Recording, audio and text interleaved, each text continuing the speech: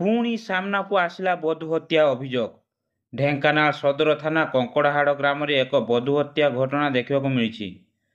मृत महिला स्वामी शाशु और शशुर मिलित भाव में तंटी चिपी हत्या कर परिवार पक्षर अभियोग कर पूर्वर कलह लगी जो यही हत्या कर घटनास्थल में पुलिस पहुंची मृतदेह को जबत कर तदंत चलाई।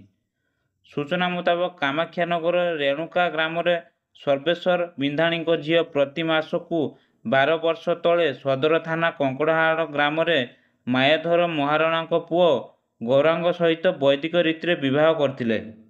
विवाहर 3 वर्ष पर परिवार रे टंका को नहीं प्रत्येक दिन झगड़ा आरंभ होइथिबा बेले पूर्वर पंचायत पर्यंत कथा जाई समाधान होइथिला। गतकाली रात्रि प्रतिमा को तांको स्वामी शाशु शशुर तंटी चिपी हत्या करिसेंती बोली प्रतिमांकर परिवार पक्षर सदर थाना रे अभियोग करछंती।